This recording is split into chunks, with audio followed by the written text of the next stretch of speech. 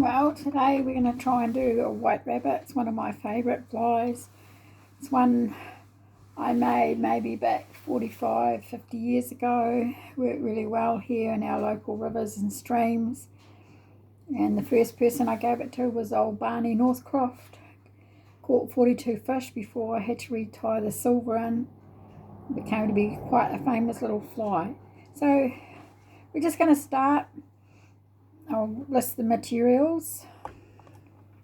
So I'm just putting in a size 4 hook. And the hooks I'm using are the old Hooks Mustang 7957BX. You could use your B series Black Magic hooks. Just use you need quite a strong hook. It's a good fly with the more modern day fishing now with on the swing. And the next thing I'm using seal's fur. Now this is yellow, two shades of yellow with a little bit of orange. I like it with another colour in it. Gives it a lot more life in the water. Seal's fur is a natural UV. It also catches a lot of air bubbles and moves very well in the water. We're just going to be using a black thread, and then we're going to be using white rabbit. Now I'm getting down to my last cape, I think. But this is just a strip that I've cut out of the centre of a cape, and I've just cut it into strips. It doesn't have to be very big. The thinner you've got it, sometimes the better it works. Depending on heavy current, I may use it a bit thicker, but I love the tan white skin. Today you can buy white in packets. You'll get quite a few out of it. And then for a hackle, I'm using hen, just the natural red cock hackle. The lighter the fly, lighter the rabbit, the lighter the hackle. I'm wanting more. I'll just see if I can find the right sort of colour. That's a good colour. I'll just take that one out. We'll just see if we can find another one. But that's your hen hackles. It's just finding something small enough. That one's okay. That's a good colour. And then for a rib, we just use an oval tinsel. And that's the only materials that are in it. It's easy to tie. You can do it in many different colours. But a white rabbit is really good done with seal's fur, green body, and you use insect green and mix yellow with it 50-50, and then put some emerald green in it. It works really, really well. So now we all start. So normal starting, just working up with our thread and working back.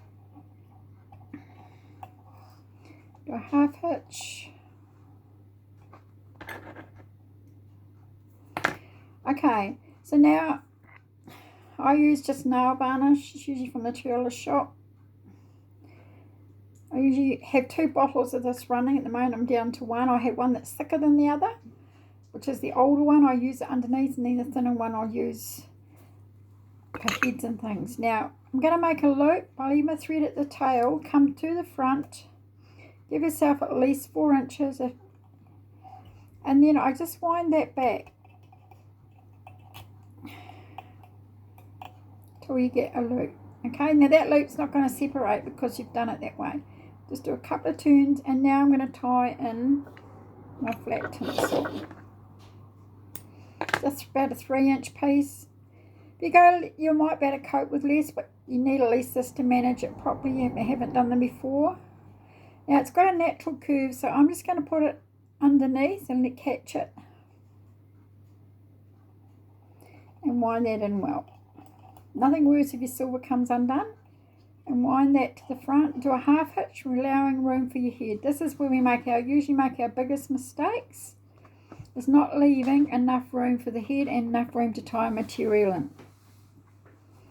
Now with the tinsel, I have it underneath because when we come to put our wing on the top, well, I've got it partly around. It'll actually push your wing right around the fly, and we don't want that. We want it to come down and anchor it on the top.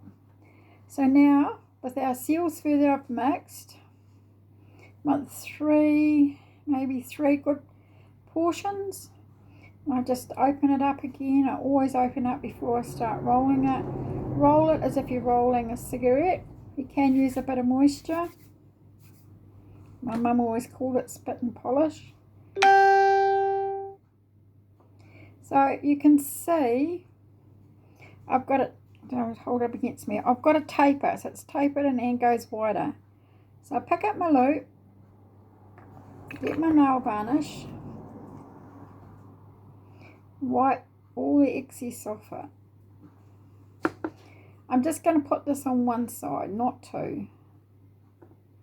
Put your tapered end in first. So I've got it like that. And now, if you have problems spinning, a lot of people use, you can put a drop of nail varnish, or you can wet your fingers. Don't worry if it unravels, because it's tight here. So now I'm just going to do, you might want one, or I'm going to do 2 turns behind your tinsel. Now this just helps when you go to tie your wing, and your tinsel doesn't pull down. When we first learnt to tie, we used to find that our tinsel would always pull our wing down or our tail down and go down around the bend of the hook. So now we're just going to wind forward.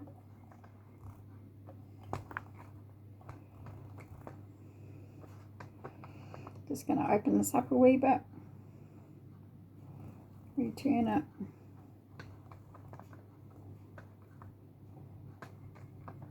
You can always add more. I'm thinking, have I got enough? When you're going from small to big flies, sometimes it's a bit hard to judge how much you actually need. I don't need much more, I just need a wee bit more.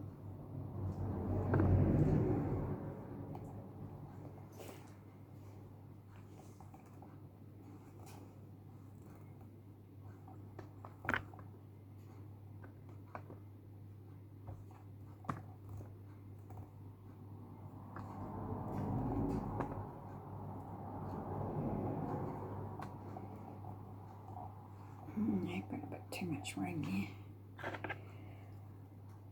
Okay, I'm going to do a half hitch so it doesn't unravel on me. And then I get my Velcro, which is just the loop part. This is over 50 years old. It works really, really well. Just pull it all forward, back, and then just flatten so it's flat on top. Looking good. So now we get your rabbit.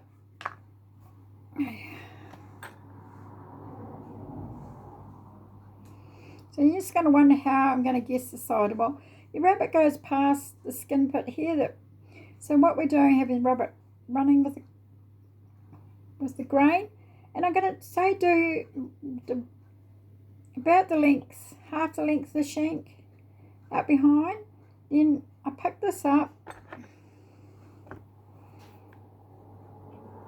just making sure you can see it. I run my needle through there. It looks about right. Okay, so I've run it through there. I'm just going to cut straight through there, and then I'm going to turn it. And I like these Frisker scissors. Get them from Warehouse Stationery. They're good for your glow bug, but they're good for cutting rabbits and material like that. So I'm going to push this in, push the fur in, cut from the middle on an angle, turn it round, pull it.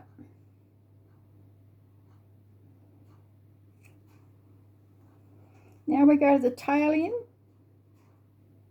The same, push the fur in so you're not actually cutting the fur, you're only cutting the rabbit.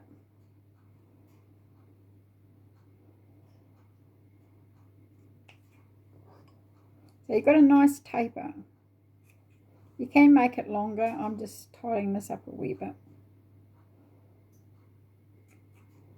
But when you cut your rabbit strips, you need a very sharp scalpel and a fresh blade makes it better. I use a scalpel because it's thinner. A lot of cutting blades aren't thin enough.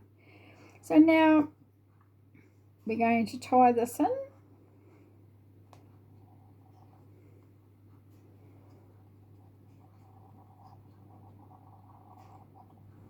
That's been good. Do a half hitch. Now the fun begins. Now with your Hackle pliers, you need really strong Hackle pliers. It's very hard to get strong ones. I've lost my good ones at the moment, but we'll try these ones. Now with your dobbing needle, I use my grandmother's hat pin. Now this is the silver. We're going to come through, if I do it like this, on an angle. Can you see that? So that's roughly the angle I'm going to come through. So I bring the needle in and through. I'll just see if I can. You can see that on the camera. So, and this first one's really critical. Make sure this is flat and not twisted. See, like that. And make sure you're holding the tail and you pull that right down. If you get that first and then you look at it, it's definitely straight. So then we come up, keeping this untwisted. You can pull your needle through. So then I come up, through on an angle. If you're having difficulty doing this, just wet the fur just a little bit and then you can divide it easy. So you're only going to go through this 3 times and then we'll tie it in. You're always working up on an angle, not straight over, always on an angle. If you work up and down like this, it'll all slide back. You won't get the right tension.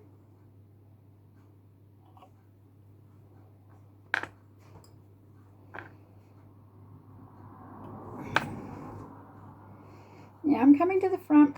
Now bring your thread up, hold it over your thing and turn it like that, and that cuts into it. Catch it 3 times, make sure it is tight, cut it 1/4 inch or 5 or 6, and then see how that frays, and that way I can cut it on an angle. Doesn't leave bolt, but it ties in better. I come down and then I come back up again. And at this stage, you can just tease that out a wee bit. Don't need a lot. It's looking really good. Do a half hitch.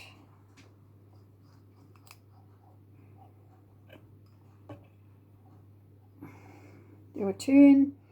And now we're going to pick up one of those hackles that we had. There's a lot of fluff on this. You can take the fluff off. We're not, and because these are hen hackles, we're just tying them from the middle. So I can tie it right down to that size there. So I'm going to tie that in with it feather facing the front of me. And then I'm pulling that with my thumb and forefinger. But this one I'm going to do 2 turns. I can get 2 out of it, and that's all I'm going to need.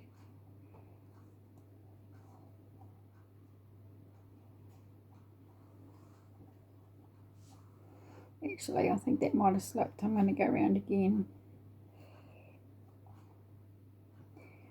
You know, I come up, and this, once you've got this technique, you'll use it a lot. So I come up with my thread, hold it over the middle, pulling it slightly back. Whoops. Happens to all of us. I'll tie that up in a minute. So come up, hold the thread there and turn this around. So then see how all the hackle comes out and not getting untidy. Okay. Trim that. We can pull that off.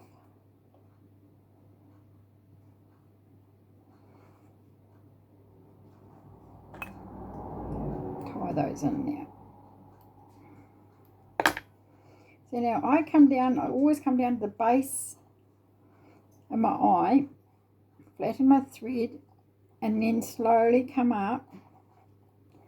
Need to come down again. This head is a wee bit big, but it gives you an idea.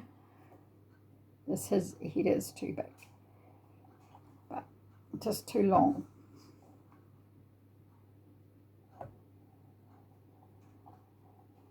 Not by much, but if you compare it with the other one, just slightly smaller. trim that off. And use whatever varnish paint that you use on your heads. Trim any untidy bits off.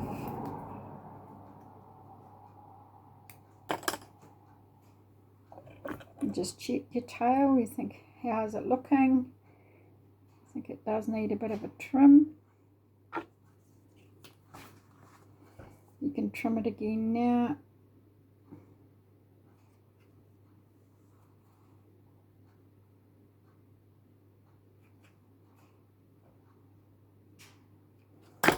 And that's looking really good. So I hope you enjoyed that.